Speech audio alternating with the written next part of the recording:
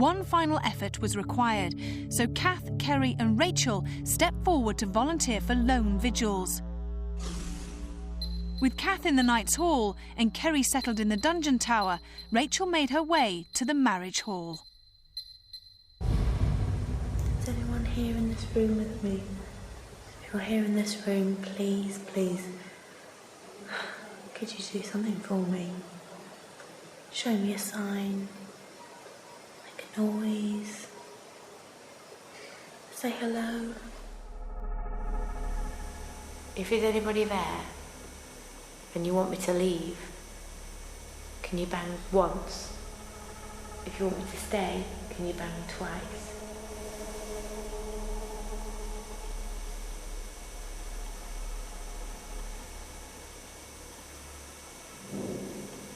Just here's a little bang.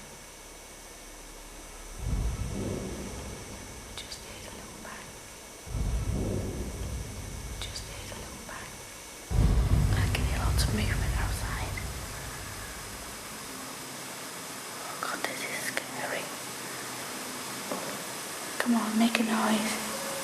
Bang on this table.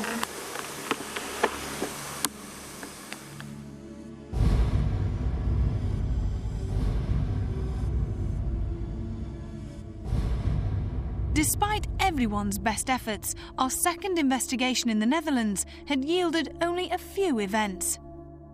Having witnessed the pronounced swinging of a large chandelier in the Knight's Hall, we set up a camera to monitor this empty area throughout the remainder of the investigation. But no other phenomena was recorded. Despite Richard, Derek and Rachel hearing this noise in the dungeon tower,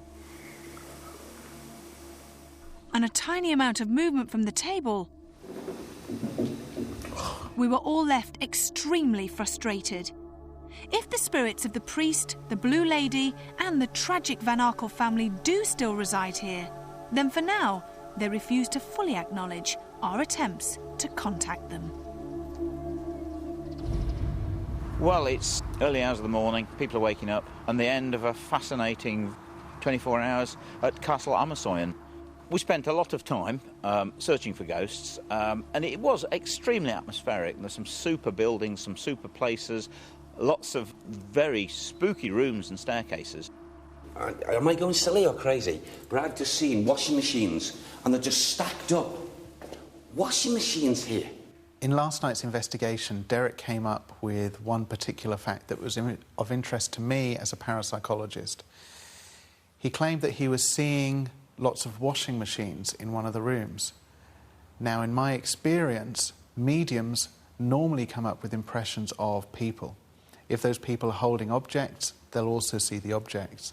But I've never heard of a case where mediums get impressions from inanimate objects, things with no life at all. Come closer. Come on, come on.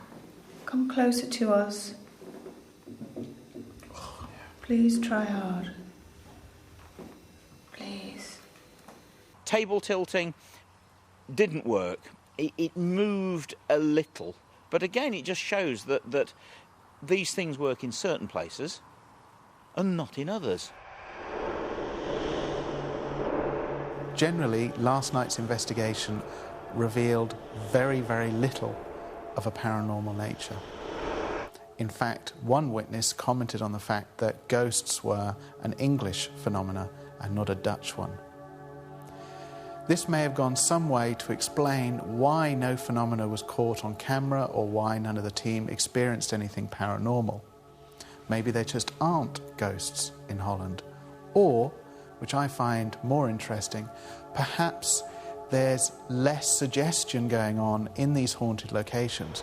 People aren't aware so much of stories, of accounts of previous phenomena, and this doesn't raise the level of anxiety or fear that contributes to people experiencing something in haunted locations. Kasteel Ammersoyen, to me, was not the most haunted place we've ever been to, but it was a fascinating place, thoroughly enjoyed it, and, I don't know, perhaps the ghosts were out for the night.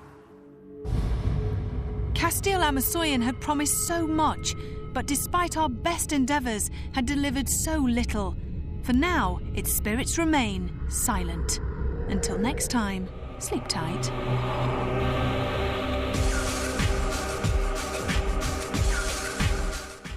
Tomorrow night at 10, it's the L Word, and Tim catches Jenny and Marina in a compromising position, to say the least. Coming up next, Most Haunted Extra.